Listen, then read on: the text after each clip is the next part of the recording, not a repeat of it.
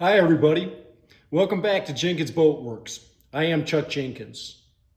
In this video, we are going to cover a lot of ground. When we last left, we were working on trying to get some lumber milled for our Keelson on our Sound 12.5 sailboat. So what you see here. And so we've had a lot of effort and work over the last week or so, and I quite honestly have over 3 hours worth of video that I need to edit and condense down. So I'm wondering if I should make it in 2 videos, but I think we're just going to do one. And I'm going to touch the high points and the tricks and the little things I ran into that might be helpful to you when you go to try to bend on a Keelson onto a Sound 12.5 sailboat, or any other boat that would be built in a similar fashion. We're glad you're here. I'm super excited about this episode. We've been looking forward to getting to this point for a long time, and so I hope you'll enjoy it. And anyway, if you happen to be new to the channel, welcome. We're glad you're here. If you are looking for a long-term boat building project, I hope this is it. And so consider subscribing, and if you subscribe, click the little bell so you get update notifications about future videos. All right, I think this is episode 25. It's taken us a minute, but we're finally getting the backbone of this boat put together. Let's jump in. All right, so I got this batten laying on here, and you've seen me fuss with it to try to get it to lay fair. I'm good now with that. I've got it cut off just exactly where I want it, right up here at the stem. It's just perfectly cut and goes all the way back into this notch back here in the transom, on the transom knee. So I know that this length is what I need for our Keelson, at least for the first layer of it. So I know that this is the length that I need for the Keelson. So this is my longest piece of mahogany that I have. And unfortunately,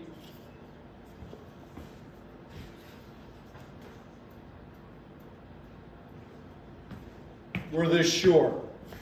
This needed to be at about another 7 inches, it looks like. So we have to scarf that together. Now, I've got 3 pieces and I've got them all down to a 1/2 inch. So that's nice. And I've taken and measured each one of these to see how long they are to make sure that I've got enough to make 2 of these, because I have to have 2 1/2 inch pieces this long. We'll put one down, get it bent, then we'll put the other one on. What I need for this batten, I need 141 5/8. 141 5/8. I'm going to write that right on here. We'll look at the plan and see where it tapers and what that distance is. I may be able to do one scarf on this end and put one piece on here. That obviously would be the easier way to do it. So, yeah, I'm figuring it out. Hi, Toby. When I come over to the plan, I see a couple of things, and it took me a minute to kind of figure this out. Up here, it shows that it's 12 feet all the way to the end there. Clearly, it's not quite 12 feet. So what we see is starting here and coming back, okay, from here all the way back to here is 139 1/4. And that is at the 14-foot frame. The 14-foot frame is this very last one right before you get to the transom.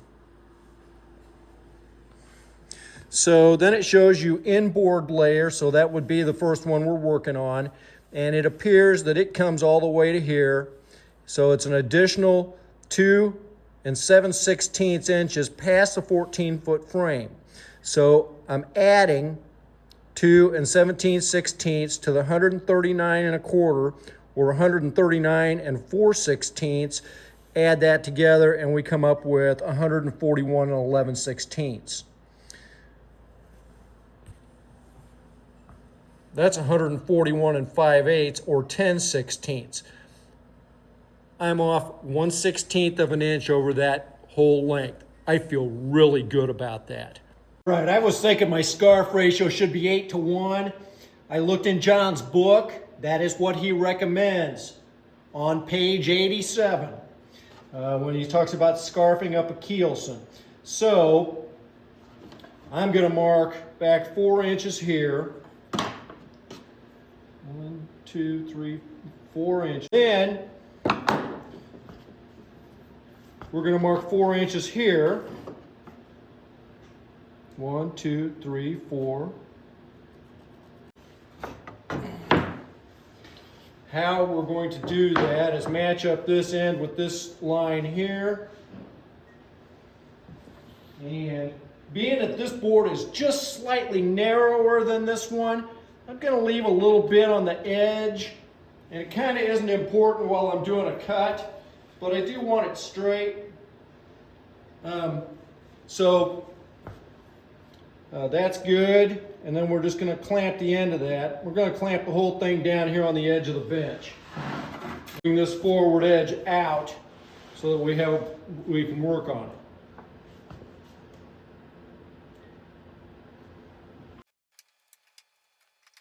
I've been chiseling away at this for a while, and I'm going to try Bernie the belt sander for a minute and see if I can just kind of get some of this smoothed down. I tried a hand plane. It didn't work very well. So we'll see what happens here. I thought about taking the power plane to it, but that scares me. We're going to do this here for a minute, see what it's like.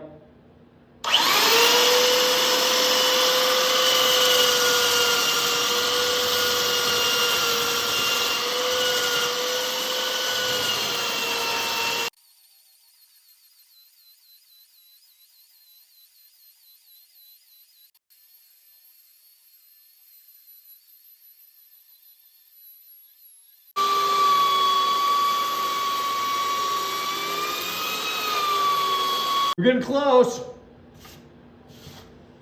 Getting real close. Still just a little bit thicker here.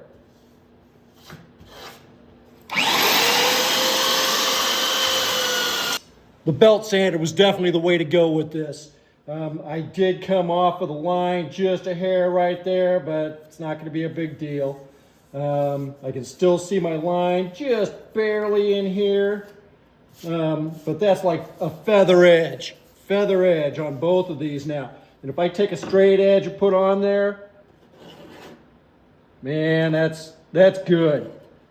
It's good all the way across. So, and we're 12-4, that's 8 inches. So that's right where we wanted to be. A little thickened epoxy in there, and we'll glue that up. I placed my tape measure on here and got it on there at about 142, and then I started coming through here and marking, like here's where the 12-foot frame would be, here's where the 8-foot frame would be. So that's from the back aft going forward, and so it narrows significantly, and I've used some marker now on this to mark out where that's going to be, and it corresponds with this, and you just got to do the math.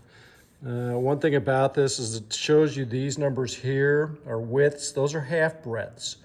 So in other words, that means it's 1 3/4 inches at the 4-foot frame. So at the 4-foot frame, it's 1 3/4 on both sides of a center line. So it's really 3.5 total.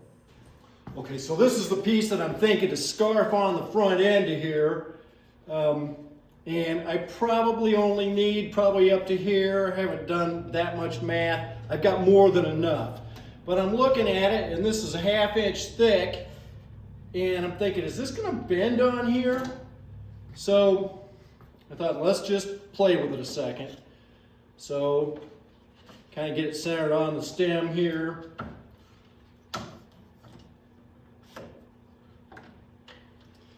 Clamp that down good right there, and it does appear that I can bend that, and probably enough to get me up to here.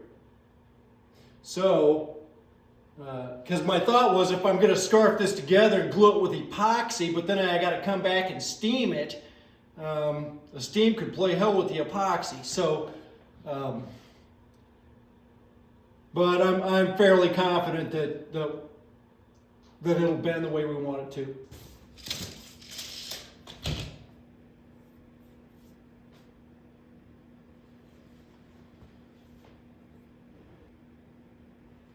I think I'm going to take the jigsaw to this because it comes in a pretty straight line there, but now I've got it flared out a little bit here. There's kind of a harsh little bend right there. I don't know that I can get the circular saw to do that.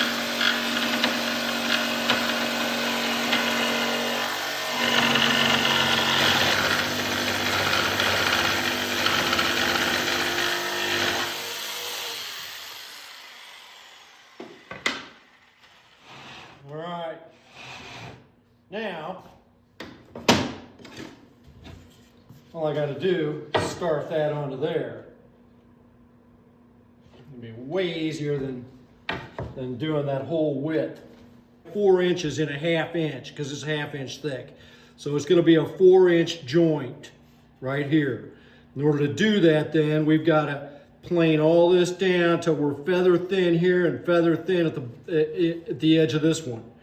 And I drew a center line on here so I can line it up on the center line here as well as on the center line back here. I'm going to just run a little screw through here and that'll just hold it and I won't have to worry about it.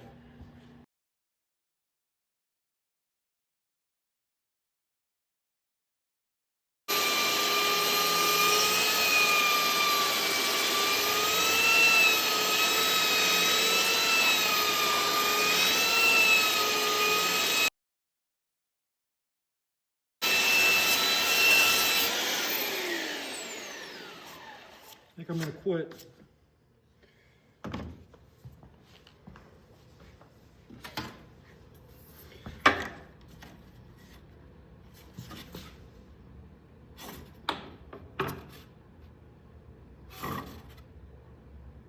It's really good. And so nothing's glued yet. I'm just trying to get everything situated so that I got enough clamps and got some wax paper underneath here, and I'm all ready to go so that when I mix up my epoxy, I don't have anything, no surprises. So we've got some 2x4 laid under here to give us some height so those clamps will sit in there. I think we're ready to mix epoxy. All right, so I'm mixing up some West system. I had a terrible time with my pumps. The big one was completely broken, and the one in the hardener was just spitting out little tiny spurts. I don't know what was wrong with it. Fortunately, I had new pumps that I had ordered a little while back, still in the package. So we got that straightened out. You can see them sitting back there behind the silica. And so anyway, we're mixing this up. We're almost 2 minutes of stirring, which is good. And then I'm going to mix up some silica in here to thicken it so we can get a nice, almost peanut butter consistency to use as our glue.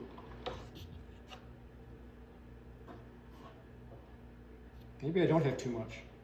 Squeeze out. I want to cover all parts on both sides.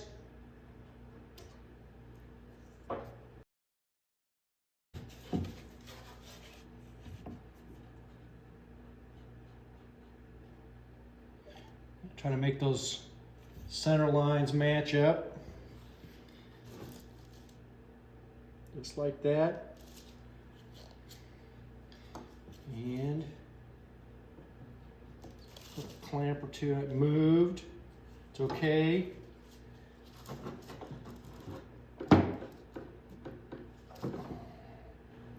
Okay, I can tell just looking at that line's not straight. And I'm going to come back here and just sight down it.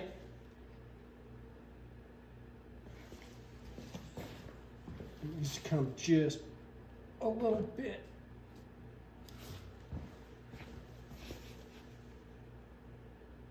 I'm good with that.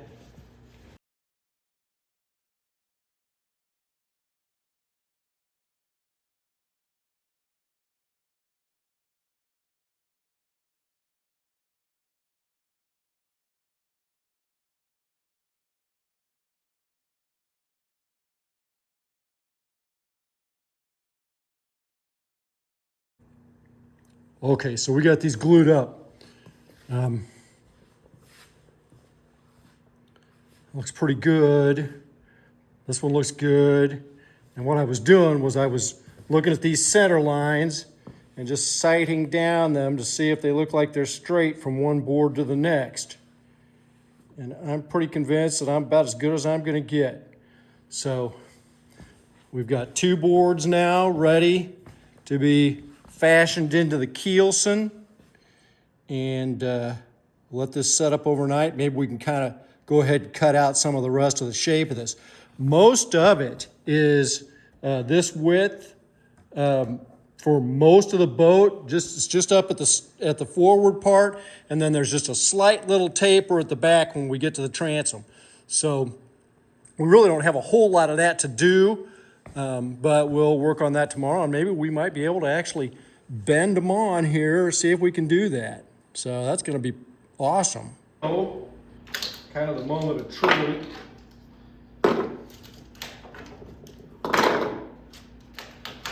I'll be very curious to see what this looks like on the other side. So you see where we've got this squeezed out of here, and you can see that it went all the way down the side of the scarf joint, that diagonal. Now here on the other side, of course, we're going to have to scrape that off of there, but yeah, that just looks great. Really good. Okay. And the other half is here. I'm gonna have to probably sand that just a little bit, but yeah, yes, yes, yes, yes. Very nice. All right, so the rest of this now is on the plan here. Here's Keelson. We're just gonna have to make sure we've got this laid out. Most of it is just this wide. You know, it narrows up at the front and it slightly tapers back down here at the back end, but that's really about it. Then getting the length right, and then at that point, we're gonna try to put her on here. Now, something I've been thinking about, like I wake up in the middle of the night and I'm like, how's that work? And part of the reason we do these videos is to figure these things out and help other people. This piece here, the transom cheek that we'd put on a long time ago, we're gonna have to cut that off. I'm just 99% sure, because that it's not gonna be that narrow coming into that slot there. I think it's gonna be as wide as the actual transom.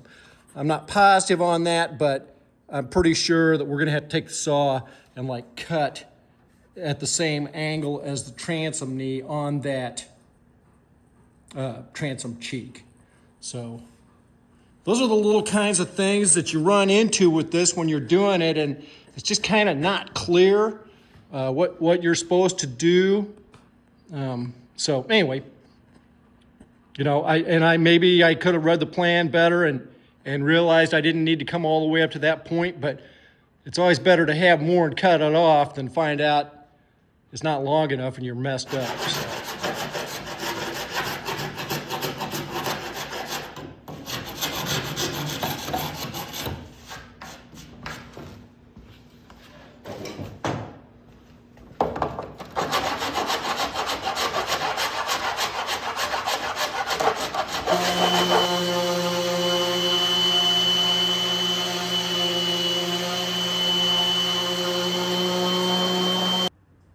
If you've watched me at all, you know that I have tried to be very exact with my measurements. So I'm contemplating sawing off this transom cheek flush with the transom knee so that the Keelson can lay back in there. Okay, look at the plan here. And so this is inboard layer. So this here is the back end of the inboard layer. I see here that from the 14-foot frame, it goes back 8 5/8 inches. So I've made a measurement here from the 14-inch frame back 8 5/8, because that's where there's a taper. So we have this taper that comes down like this. And this distance here, and I've measured it with my ruler, John Brooks has warned me that the plan can change just because of humidity and whatever, but that looks like 5/8 almost exactly. So I'm gonna assume that that's about 5 inches at the back end where it goes down against the transom. Full size page, and I'm looking here where the cheek comes down. And it comes down to here, but it stops here. I didn't make it stop there. I went all the way down to the end. In fact, you can even see my little lines there that I drew. So if I cut it off, then what's this width over to this center line? Lo and behold, 2.5 inches. So my idea that it should be 5 inches on the back end of the Keelson is fairly well confirmed. Now, when I come over here and I just look at the transom itself and about that level, now I'm obviously going to be off a little bit, but 5 inches sure looks like even to the outside of the bevel that's going to be about right. So I'm pretty well convinced that 5 inches is pretty good. I'm not sure if this Japanese pull saw is going to be my best tool or just my regular saw, but I want to just try to stay right even with that transom knee.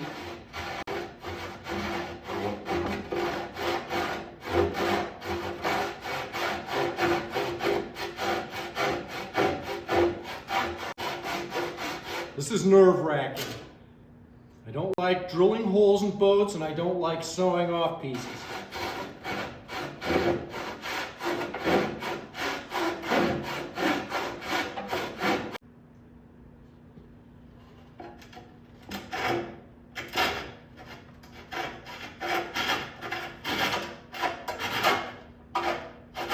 Well, we're doing good. Just go slow. Go slow.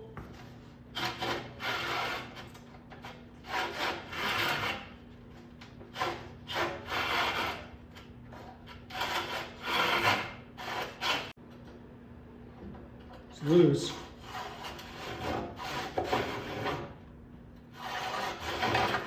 Woo! Check that out.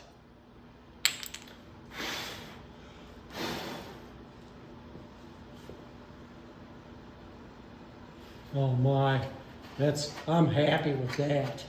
Okay, now what we can do is we can see how wide that is.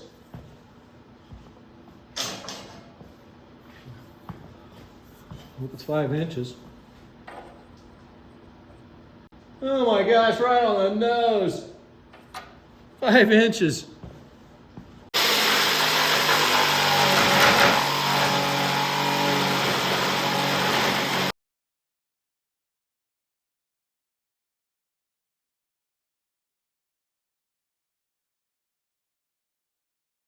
On the plan,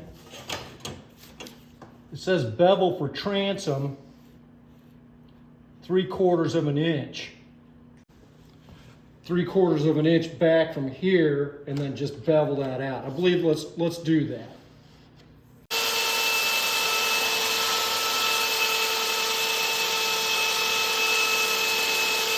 Boat. We're gonna go lay this on the boat. We got way too much on the front end of it, but that's fine. See how that got beveled at the end there. I'm thinking that's just gonna fit right in there.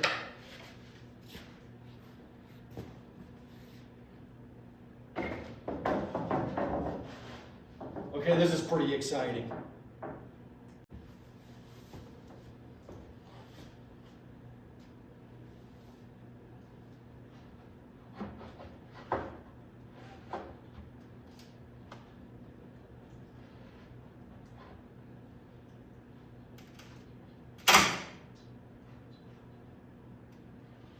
That doesn't sound good. Okay, so you can see we're pretty close there. Maybe could be beveled just a little bit more. It's really close. And so then, we may leave it just sitting up there for a day or so and let it kind of hang and balance and see if it'll kind of bend on its own a little bit. What I'm really liking is that it's running pretty straight and true coming down in the center of the boat.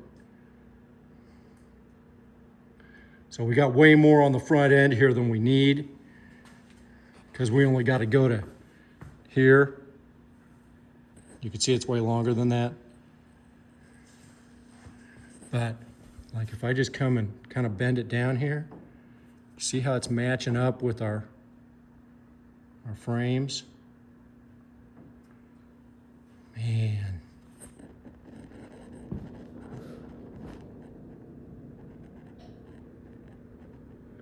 Okay, that's pretty cool.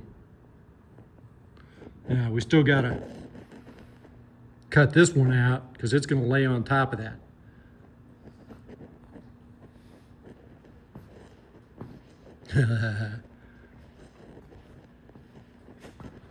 Looks like it needs to come over just a little bit too. It's not in the center of that.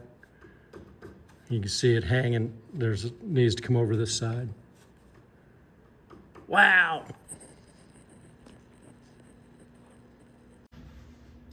Now I've got it propped up there. I'm gonna go up there and see if I can tap on it to push it back down into the transom.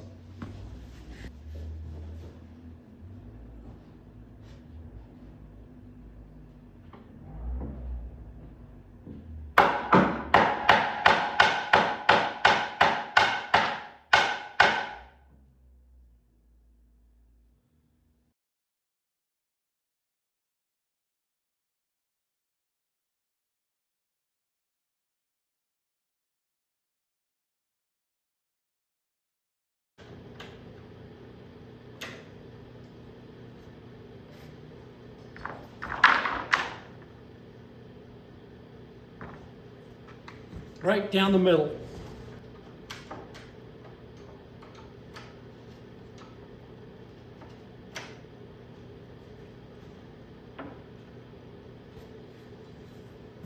Oh, maybe I was going to have to steam this. I'm not going to have to. There's a reason why you do it in 1/2-inch pieces.